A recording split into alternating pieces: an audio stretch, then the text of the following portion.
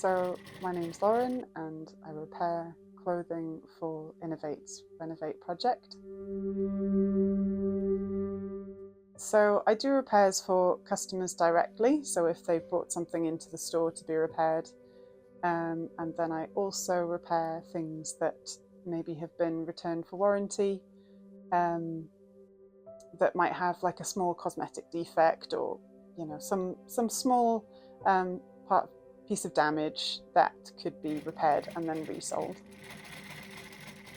It's generally tears, so if you've caught stuff on brambles, but mostly it's just wear and tear, I'd say, because a lot of people do keep their kit for quite a long time if it's good quality. So just things like zips wearing out is really common. Patching holes here and there, maybe like topping up some down or synthetic insulation if they've torn it and some fillings come out. So there was one INOV8 waterproof jacket where the back had been destroyed, and I also had another jacket of the same colour which I think it was destroyed in a different place. So I basically took the fabric from one of them, made a new panel for back, and then seam sealed all of the seams, and the jacket was as good as new. So a full zip replacement is quite involved, especially if it's a waterproof garment. So first you start with removing the seam tape, then unpicking the zip, and there's usually quite a lot of layers of stitching because it has to be pretty strong. Taking out all those broken threads and then getting a new zip that matches. Sometimes you have to trim the length of the zip because each jacket is different. Then I sew in the zip,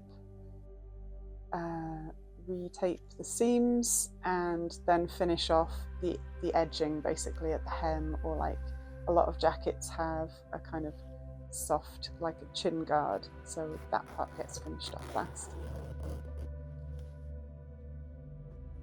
So I probably started sewing when I was about 5 or 6 years old. My grandma was a dressmaker, so she was retired by the time I used to go to her house when I was a kid, but she had this amazing sewing room with all these different machines, and she could make anything. So I'd ask her to make me like an outfit from Aladdin or something, and she would just be able to do it. So she taught me how to hand sew and how to knit, and then I learned to sew with the machine on a treadle Singer machine, which is my great-grandma's, which is about 100 years old now, still works. And from there I just kind of practiced, experimented, got things wrong, watched YouTube videos, read books, and then a couple of years ago I took like a career break to go back to college and did an art and design foundation, specialising in textiles. So I learned a lot from that. And in terms of specialising in outdoor gear, I've always been into outdoor sports, so I've always kind of repaired my own kit. And then for about 10 years, I've kind of worked in the outdoor industry, quite a lot of customer service and warranty departments. So I've done a lot of repairs with different brands and had training from those brands as well.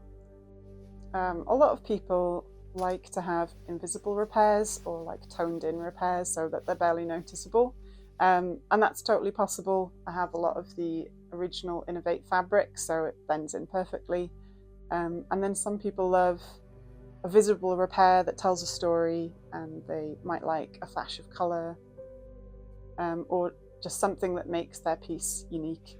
So I can do both.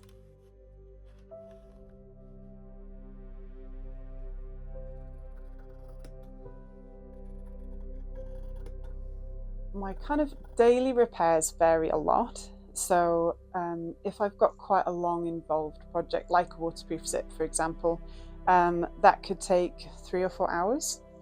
Then if it's something like something that's just needs some stitching, repairing, or a patch, that could take maybe an hour, maybe less than an hour. So I'd say on a slow day, I could maybe do 2 repairs, so maybe 2 zip replacements. On a really fast day, I think my record is maybe 15 or 16 items. So it varies a lot, depending on the repair.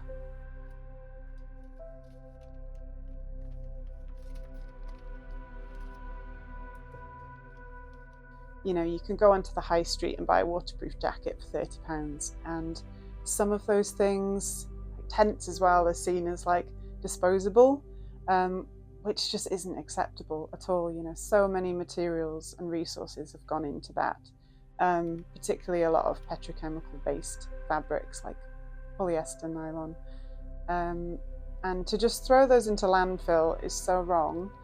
And I think a lot of the time people just think of the financial cost to them, like, well, this jacket only costs £30. But you have to think about the whole lifetime of that product and the social impact and the environmental impact as well.